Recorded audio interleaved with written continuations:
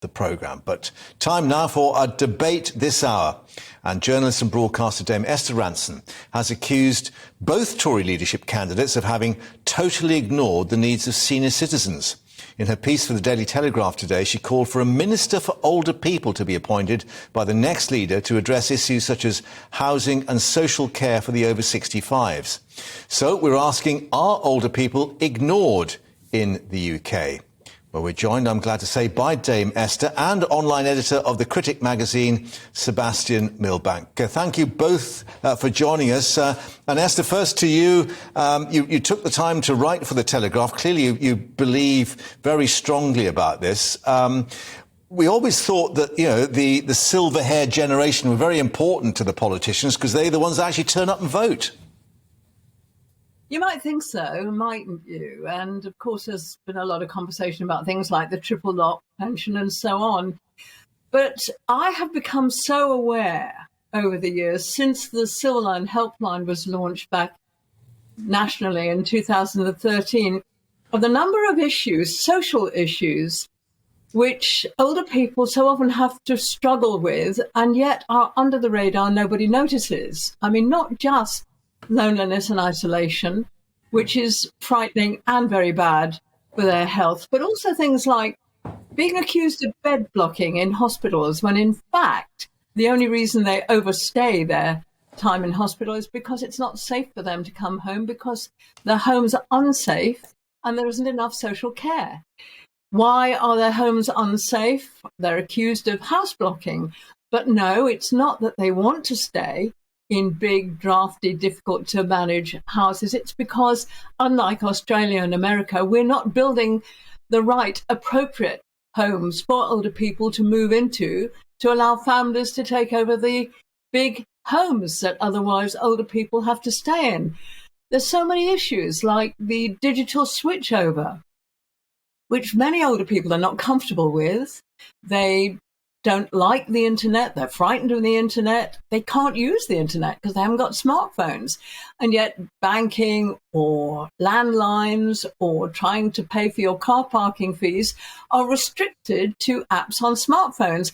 So many different areas. And what I'm calling for is someone to look holistically at what it's really like to live in Britain today if you're 65 plus. Right, so sort of disenfranchised. Well, let's bring Sebastian in. And Sebastian, I know that previously you have said, well, actually, the elderly get quite a good deal in terms of their state pension now and the triple lock and so on and so forth. But do we actually value them enough? Well, I think we don't. So that much is true. But I think that's a reflection of a general deterioration of social relations. And I mean, I don't think we can identify an entire generation as believing a single thing, but I don't think there's any question that the generation who are now in their 60s and 70s, the baby boomers, are definitely a big part of why we've ended up here. Now, that isn't about assigning blame. It isn't. I don't think there is a serious point here about taking a more holistic approach to older people. But I think we have to look at things like, we hear an awful lot about older people in politics. For example, we've raised loneliness.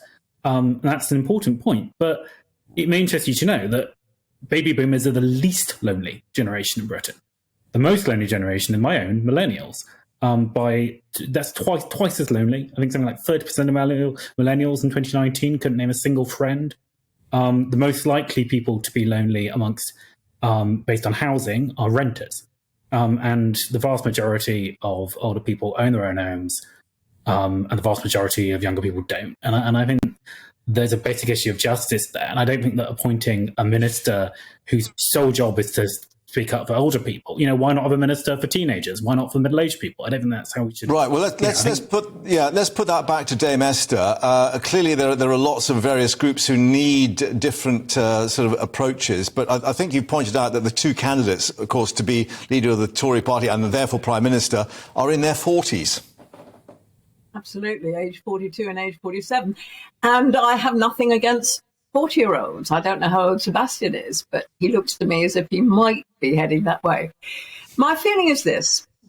I've had experience in two areas. One is thinking about disabled people. When I spoke to someone called Alf Morris, who became Lord Morris, he was the first Minister for Disabled People. Yeah. And I asked him what he did, how he could improve quality of life for disabled people. He said, my title gave me a passport into the office of every single Secretary of State and Minister to say to them, when you are considering changes in legislation or changes in operation and the way life is lived, are you actually taking account of disabled people, offering them the potential, the accessibility they need? In other words, if we had in the Minister for, well, the DCMS maybe, we had a Minister for Older People, that minister might have asked the people in telecommunications what difference it was going to make to older people to get rid of landlines based on copper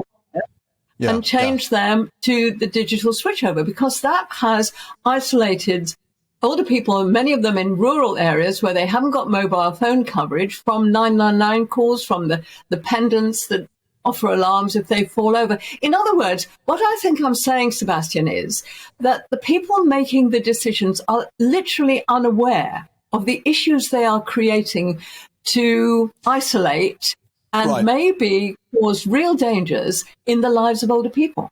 Let's put that quickly to Sebastian in a moment. First, though, very quickly, Dame Esther, who would you actually appoint as minister? Do they have to be of the older generation? Ken Clarke, for instance, maybe? Well, Ken Clarke is brilliant, obviously. He's in the House of Lords already. He's had a great deal of experience. And I don't know how interested he'd be in the welfare of older people. Something makes me feel that he's more interested in Brexit and the cost of living. I think you have to find someone.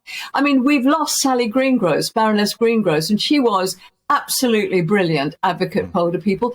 You need someone who really responds and likes older people. You know, not everybody in this country does. OK, Sebastian, do you like older people, and should they have an advocate? I really like older people. I think they have an advocate, and I think Dame Esther is an extremely able one. I worry about that passport. I worry about that passport into ministers' offices, because what she's describing is not a minister, but a lobbyist.